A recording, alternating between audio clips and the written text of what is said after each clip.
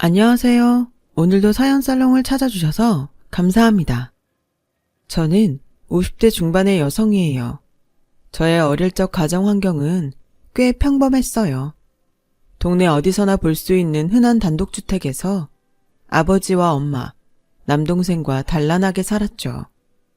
아버지는 가난한 집안에서 자라서 자수성가를 하신 분이었어요. 그래서 늘 한자리에 안주하지 않으셨고 주식도 투자하시고 부동산에 투자도 하셔서 큰 돈을 만들어서 제가 고등학교 때는 건물을 몇 개 갖고 있는 건물주가 되셨어요. 하지만 저와 동생한테는 늘 부모님한테 기대지 말라고 하셨어요. 사람이 의존적이 되면 망하는 지름길로 가는 거야. 아빠가 이렇게 먹고 살만하게 만들어서 너희 대학 등록금까지는 뒷바라지 해주지만 20살부터는 자기 용돈은 자기가 벌고 스스로 벌어서 적금도 들어야 한다. 엄마도 아빠의 뜻에 찬성이었기 때문에 저와 동생은 집이 여유가 있어도 대학 때부터 아르바이트를 하며 용돈을 벌어서 쓰고 은행에서 나오는 상품들 중 뭐가 더 실속 있는지, 주식은 어떻게 하는 게 돈을 벌 수 있는지 이런 얘기를 많이 했어요. 그러다 보니 제 친구들과는 관심 주제가 달라서 자연스럽게 자주 어울리지 않게 되더군요. 저는 대학 때부터 어떤 아이템이 더 돈을 벌 수 있는지 그런 게 더 흥미가 있었으니까요. 단점은 옆에 친구들이 없다 보니 외롭다는 거였죠. 친구들과 어울려 보려고 애도 많이 쓰고 많이들 쓰는 브랜드로 꾸며도 저는 뭔가 어색했고 재미도 없어서 나중에는 포기했어요. 친구들도 제가 끼면 좀 불편해했고요. 그러면서 저는 더 돈을 버는 일에 몰두했고 몇 가지 사업 아이템도 생각해냈지만 다 아버지한테 거절당했어요. 주연이 네 생각은 훌륭하지만 지금 당장 하기에는 무리가 있어. 아빠는 네가 먼저 큰 회사에 들어가서 실무 경력도 쌓고 사업이라는 세계가 어떤 건지 경험을 한 다음에 네 사업을 하는 게 훨씬 좋을 것 같다.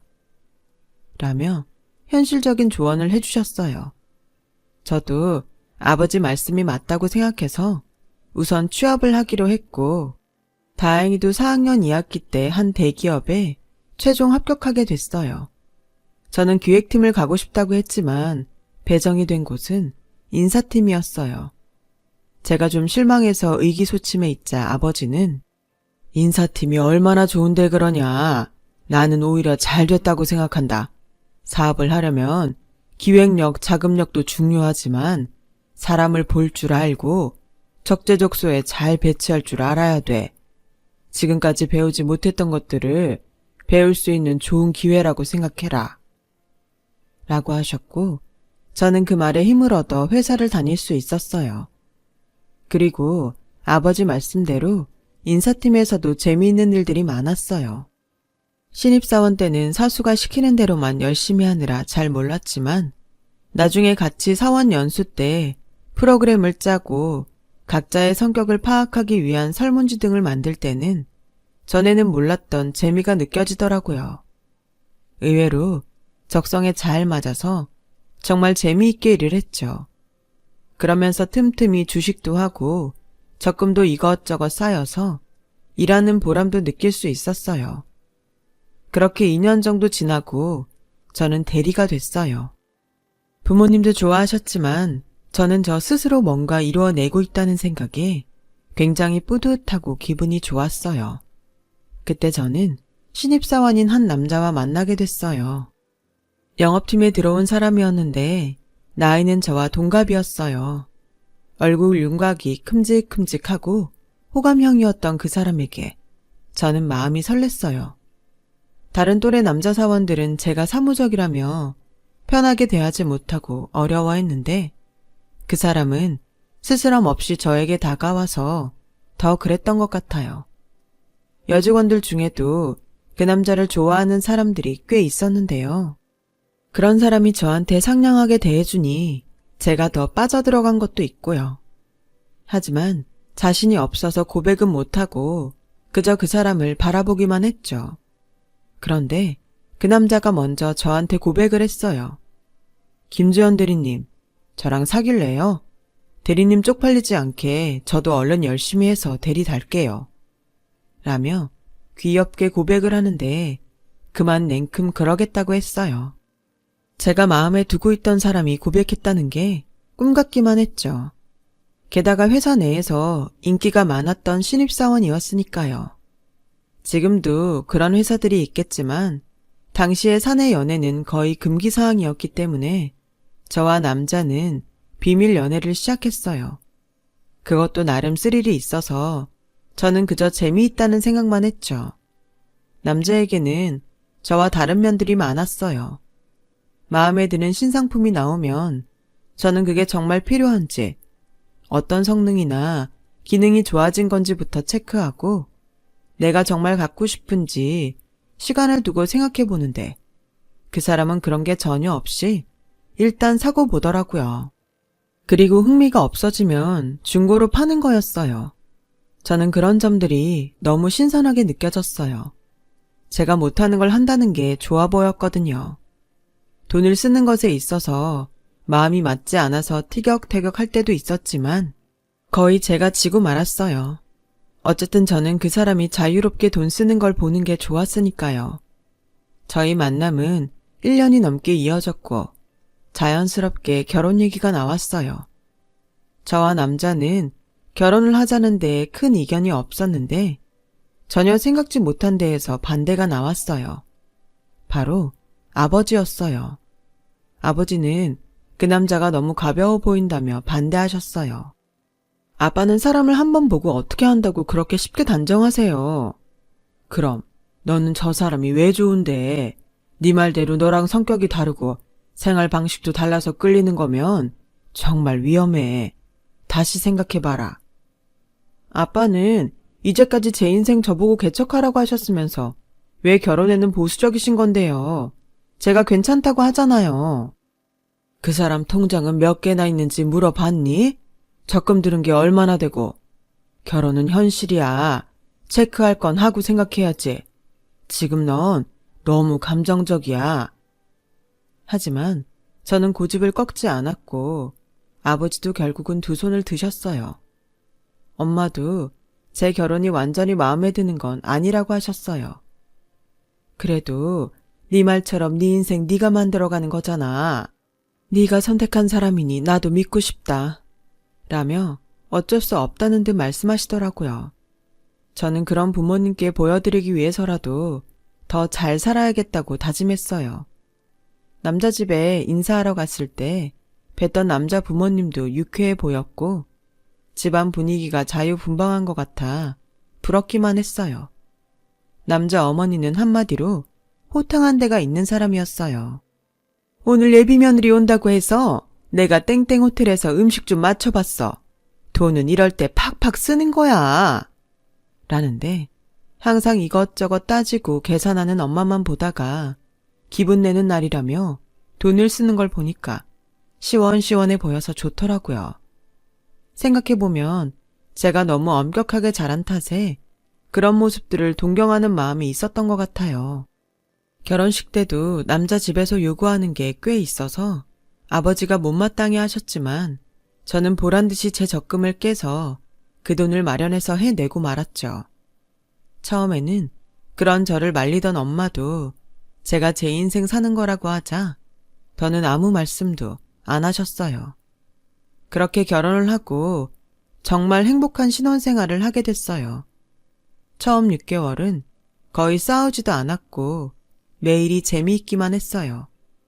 크게 다툰 적은 한 번도 없었고 자잘하게 싸운 적은 좀 있었지만 심각할 정도는 아니었어요. 하지만 시간이 갈수록 그 사람과 제가 너무 다르다는 건 알겠더라고요. 아버지 말씀대로 돈에 대해 생각하는 게 다르니까 생활 방식에서도 차이가 많이 났어요. 우선 쓰고 보며 즐기는 게 처음에는 재미있었는데 점점 지나치다는 생각이 들기 시작했죠. 그러던 중에 어느 날 갑자기 남편이 사업을 하겠다는 거였어요. 사업? 그럼 회사는 어쩌고? 어쩌긴 사업 시작하면 관둬야지. 내가 왜 영업팀 지원을 했는데. 다 사업을 하려고 그랬던 거야. 이제 배울 만큼 배웠다고 생각해. 내 업장을 가져도 충분하다고. 당신이 회사 다닌 게 2년이 좀 안 되는데 그 시간 동안 정말 사업에 대한 감각을 익힌 건지는 잘 모르겠어. 아무리 영업팀 일을 했다고 해도 사업이 만만한 건 아니잖아. 걱정하지 마. 내가 제일 잘할 수 있고 제일 좋아하는 걸 할 거니까. 그게 사업의 첫 번째 원칙이잖아. 라며 요식업을 하겠다더라고요. 남편이 미식가에 먹는 걸 좋아하고 맛집 찾아다니는 것도 좋아했지만 좋아하는 거랑 사업은 엄연히 다른데 괜찮을지 불안했어요. 제가 그런 말을 하자 남편은 대뜸 우리 아버지를 만나겠다고 하더군요. 아빠는 왜? 우리 아빠는 요식업에 대해서 아는 게 없을걸? 그것 때문이 아니라 사업장 때문에 그래. 라며 아버지 건물에 새를 들고 싶다고 하더라고요. 아버지가 혈육이라고 해서 뭘 봐주시는 분은 아니라 걱정이 됐지만 일단 남편과 같이 아버지를 만났어요. 자네 뜻은 잘 알겠어. 하지만 내 사위라고 월세를 깎아주거나 그런 일은 없을 거야. 그래도 좋다면 내 건물에 들어와도 좋아. 마침 빈자리도 있으니까. 물론이죠, 장인어른. 저는 거기 입지가 좋아서 말씀드린 겁니다. 라며 시원시원하게 말하길래 저는 다행이다 싶었어요. 그런데 집에 와서는 남편 말이 달라지더라고요. 당신이 왜 그렇게 돈하고 융통성 없는지 알았다. 저런 아버지 밑에서 자랐으니 오죽하겠어. 아니, 어떻게 하나밖에 없는 사위한테 돈을 다 받겠다고 하셔? 진짜 구두쇠도 그런 구두쇠가 없네. 그런 식으로 우리 아빠 비하하는 건 아니지. 아까는 입지가 좋아서 그렇다고 했잖아. 왜 딴 말이야. 그리고 각자 집안이 가치관이 다른 거에 대해서는 서로 말하지 않기로 했잖아. 그런 식으로 따지면 난 당신 집안에 할 말 없을 것 같아? 알았어. 아우 시끄러워. 자기 집 얘기에는 눈에 쌍불을 켜고 떽떽거려 진짜. 뭐가 어째? 그럼 내가 어머니 물정 모르고 해프게 써서 집안이 거덜나는지 어쩌는지 감각도 없어서 아들한테 용돈 털어 나오는 사람이라고 하면 당신은 듣기 좋아? 뭐가 어째? 지금까지 그런 생각하고 있었던 거야? 당신 무서운 여자다. 어떻게 우리 엄마를 그렇게 말해? 이거 왜 이래? 먼저 시작한 건 당신이야. 그렇게 저희는 결혼하고 처음으로 크게 싸웠어요. 하지만 서로 잘못을 인정하고 곧 풀어줬고 남편은 사업 준비를 했죠. 그 당시 유행하던 레스토랑을 했는데 생각보다 장사는 잘 됐어요. 남편도 꼬박꼬박 아버지한테 월세를 잘 보냈고 아버지도 조금은 마음에 드는 모양이었어요. 그렇게 한 1년 정도 지났을 때 생각지도 못한 불행이 닥쳐왔어요. 아버지가 갑자기 심장마비로 쓰러져서 돌아가셨거든요. 저희 가족은 너무 충격을 받아서 어쩔 줄 몰랐어요. 그런데 남편은 장례식장에서 자기 손님만 오면 히히덕거리느라 정신이 없더라고요. 아무리 한 달이 건너라지만 너무 섭섭했고 실망스러웠어요. 아버지가 돌아가시고 나자 남편은 점점 본색을 드러냈어요. 엄마가 건물 관리를 맡은 다음부터 월세를 제대로 보내지 않았죠. 어차피 그 월세는 아버지가 원래 남편 사업을 지켜보고 남편이 사업을 잘 꾸려나갈 때쯤 안 받으시려 했던 거라더군요. 그래서 안 받아도 상관이 없는 돈이었어요. 하지만 아버지 돌아가시고 얼마나 됐다고 저러는 남편이 밉더군요. 엄마는 그냥 두라고 했지만 저는 이건 아니다 싶었어요. 결국 보증금에서 까고 나오자고 했죠. 그러자 남편은 그냥은 못 나간다고 버티더라고요. 당시 아버지가 돌아가신 다음에 엄마는 건물을 전부 관리 못하겠다며 남편이 세를 든 건물만 남기고 다 처분을 하셨어요. 그러는 와중에 손해를 좀 본 것도 있었고 아버지가 마지막에 투자하셨던 주식이 갑자기 급락을 해서 그걸 메꾸는데도 돈이 들어가느라 전부 다 집이 좀 힘들었어요. 남편은 그런 사정을 알면서도 자기가 장사가 안 된 건 건물이 낡은 걸 제대로 보수 안 해준 탓이 크다며 보상을 해달라고 하더라고요. 그러면서 어느새 변호사까지 선임해서 엄마 앞으로 내용 증명을 보낸 거였어요. 아니, 이런 게 내용 증명 보낼 이유가 된다고? 그런 법이 어딨어? 라며 제가 화를 냈지만 남편은 눈 하나 깜짝하지 않더라고요. 알고 보니 남편은 일부러 아버지께 은행 계좌로 돈을 주지 않고 직접 만났을 때 월세를 주고 그걸 제대로 기록하지 않은 걸 빌미로 자기가 월세를 다 냈는데도 보증금을 안 주겠다고 한다며 거짓 자료를 만들기도 했더라고요. 매사에 철저했던 아버지가 그래도 사위라고 직접 만나서 주겠다는 월세를 그냥 받으셨던 걸 이런 식으로 악용할 줄은 정말 몰랐어요. 저는 더는 못 살겠다고 이혼하자고 했어요. 내가 아버지 말을 들었어야 했는데 인사팀에 있었어도 사람 보는 눈은 완전 꽝이었어. 당신이 이 정도로 저질스러울 줄은 정말 꿈에도 몰랐어. 저질? 너 그거 나에 대한 모욕이야? 명예훼손이라고. 나 너 고소할 거야. 라더니 주머니에서 작은 녹음기를 꺼내는 거예요. 거기에 월세 문제로 다툰 건 지우고 제가 이혼하자고 하면서 자기한테 말한 것들만 증거로 제출해서 정말 저를 고소하더군요. 엄마는 저희 고소를 취하하는 조건으로 남편에게 보증금을 다 내줬고 남편과 시어머니는 가게뿐만 아니라 집에서도 돈 되는 건 다 챙겨갔어요.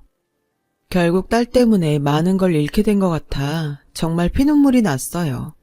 하지만 엄마는 그런 저를 위로하셨어요. 아니야, 이것도 내가 다 계산해보고 내린 결정이야. 우선 너는 이서방한테 있는 증거가 하나도 없잖아. 게다가 내 건물에서 쫓겨날 판인데 누가 봐도 네가 가해자로 보일 수밖에 없었어. 그 녹음까지.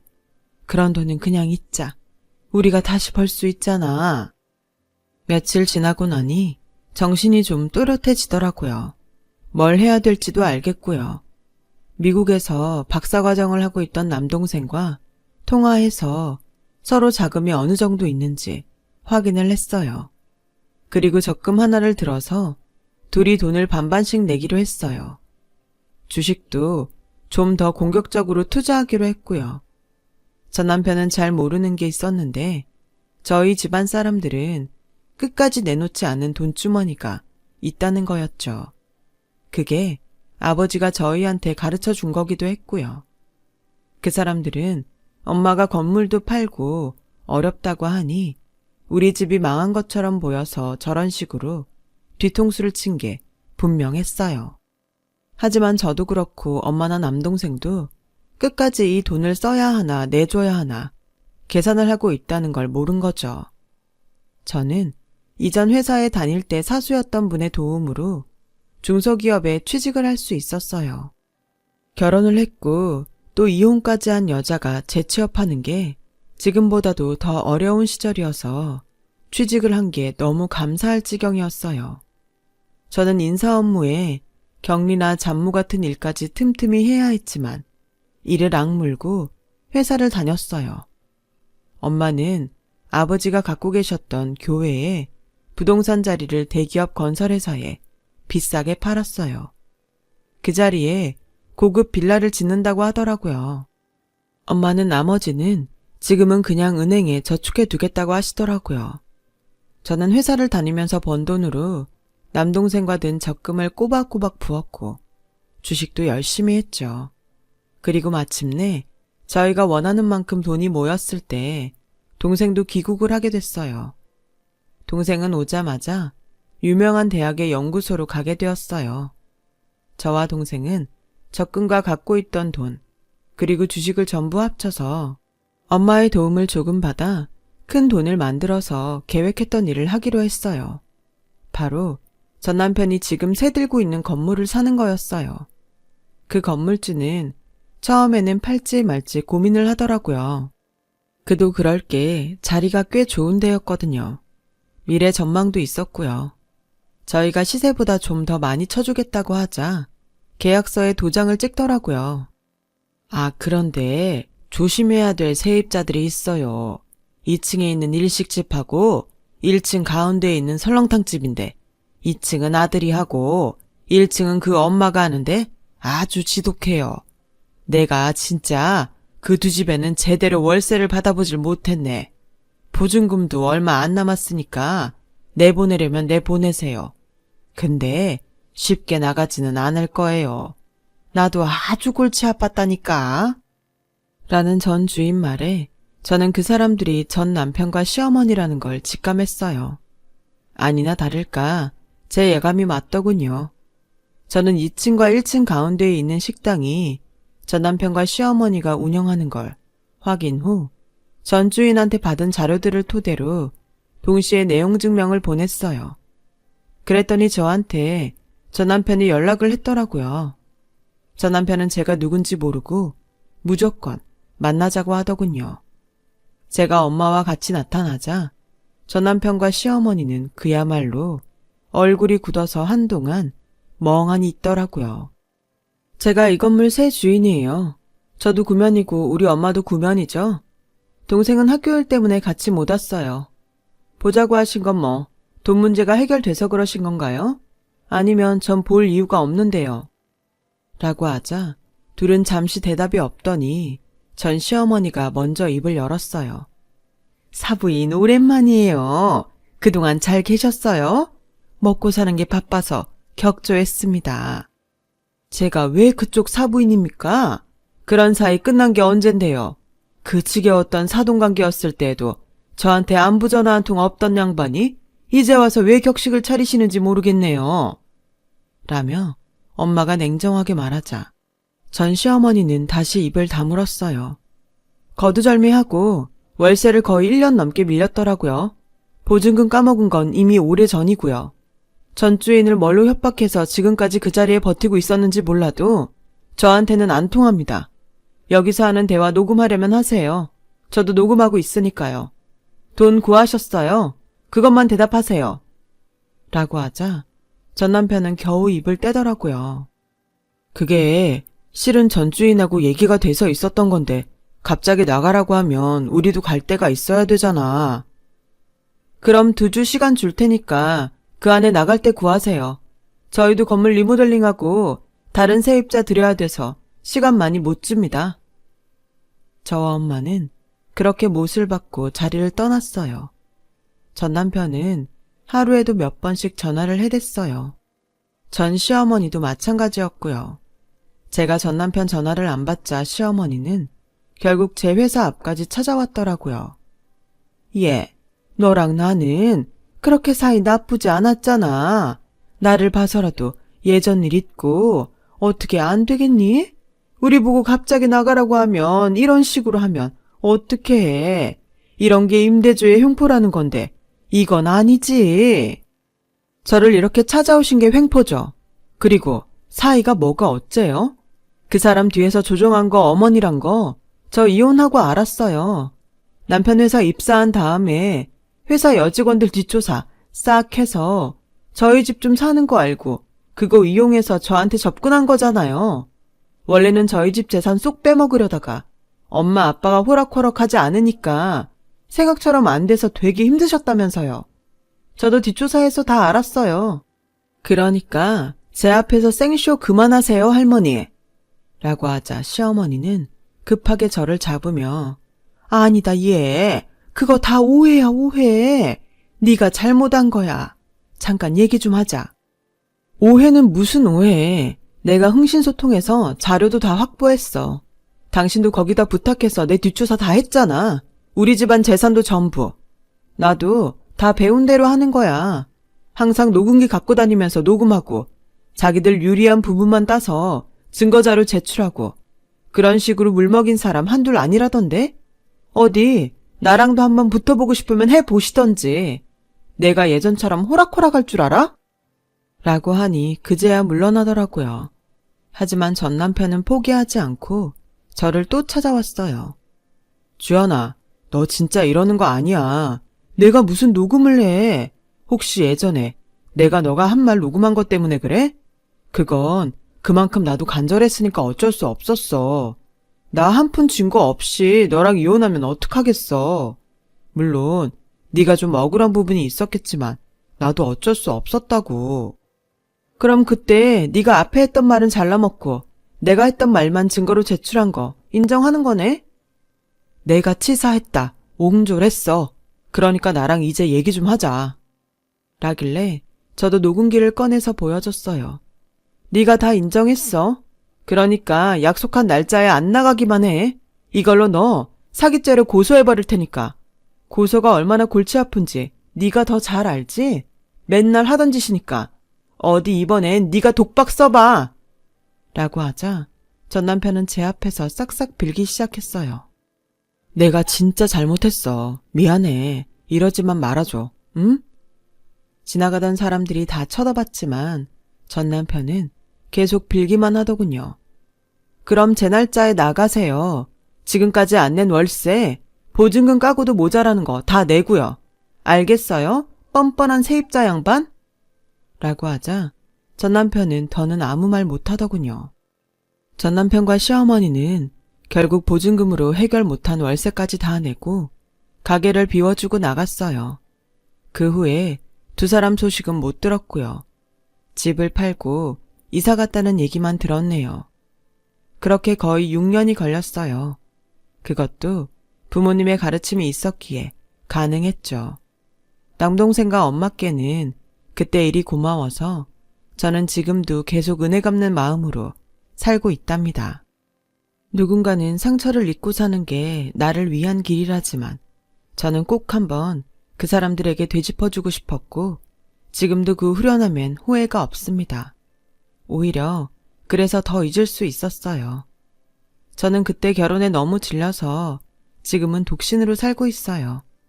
엄마와 같이 살고 있어서 그런지 지금도 외로운 걸 모르고 지내고 있네요.